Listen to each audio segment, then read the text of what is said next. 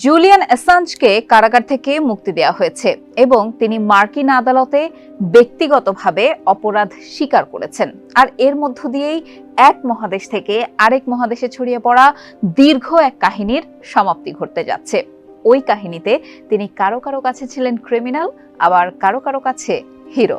আজকের প্রতিবেদনটি জুলিয়ান অ্যাসাঞ্জকে নিয়েই। তার জীবনের টাইম লাইনে কখন কি ঘটে গেল, কোন ঘটনা তার জীবনের মোড় ঘুরিয়ে দিল, আর কেন তিনি কারো কারো কাছে ক্রিমিনাল আর কারো কারো কাছে হিরো, সেটিই জানাবো। সাথে জানাবো তার আইনি লড়াইয়ের আদ্যোপান্ত। আপনাদের সাথে আছি আমি মোহনা হোসেন।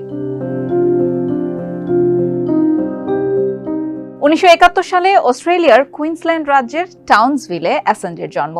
অ্যাসাঞ্জ অল্প বয়স থেকেই কম্পিউটার নিয়ে বেশ আগ্রহী হয়ে উঠেছিলেন। 90 দশকের প্রথম দিকেই তাকে অস্ট্রেলিয়ার সবচেয়ে দক্ষ হ্যাকারদের একজন বলে গণ্য করা হতো। এমন চলতে চলতে 2006 সালে তিনি নিজেই উইকিলিক্স প্রতিষ্ঠা করে ফেলেন। কিন্তু প্রথম সাড়া ফেলেন 2010 সালে। কি হয়েছিল তখন?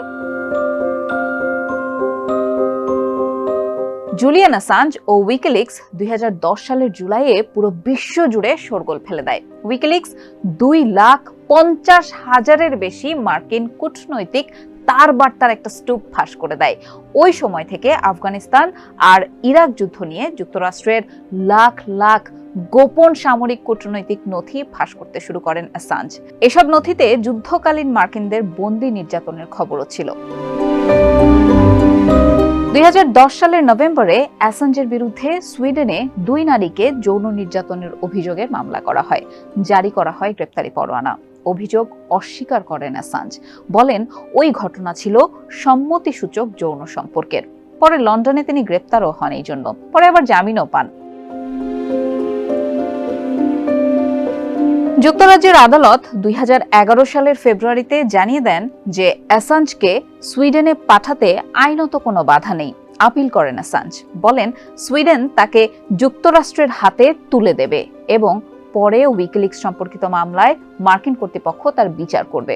কিন্তু সেটি তো হতে দেয়া যাবে না। সুইডেনে ফেরত পাঠানো এড়াতে 2012 সালের জুনে অ্যাসাঞ্জ লন্ডনের ইকুয়েডর দূতাবাসে আশ্রয় নেন। আবেদন করেন রাজনৈতিক আশ্রয়ে।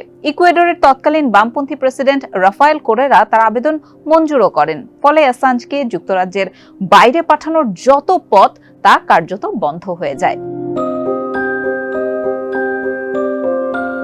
এরপর পেরিয়ে যায় 5 বছর, কিন্তু অ্যাসাঞ্জকে সুইডেনে আর ফিরিয়ে আনা সম্ভব হয়নি।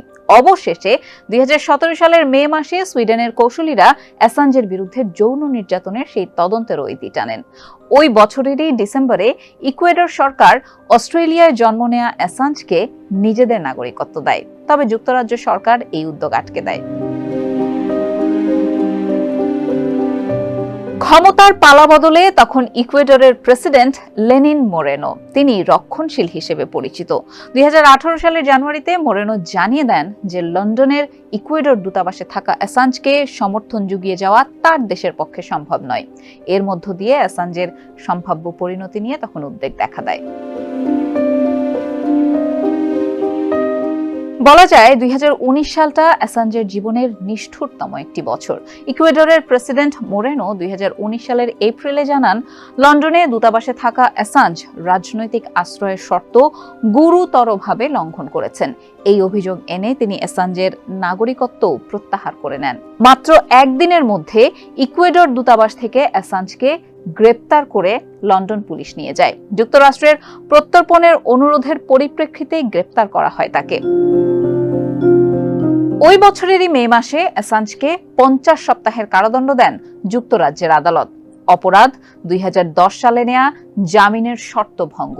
কারাদণ্ডের পাশাপাশি যুক্তরাষ্ট্র অ্যাসাঞ্জের প্রত্যর্পণের আইনি প্রক্রিয়া শুরু করে। সুইডেনের কৌশলীরাও অ্যাসাঞ্জের বিরুদ্ধে ধর্ষণের অভিযোগ পুরনো তদন্ত নতুন করে শুরু করেন। 2019 সালেরই মে মাসে মার্কিন বিচার বিভাগ অ্যাসাঞ্জের বিরুদ্ধে গোপন নথি ফাঁস করার ষড়যন্ত্রের জন্য আনুষ্ঠানিকভাবে অভিযোগ গঠন করে।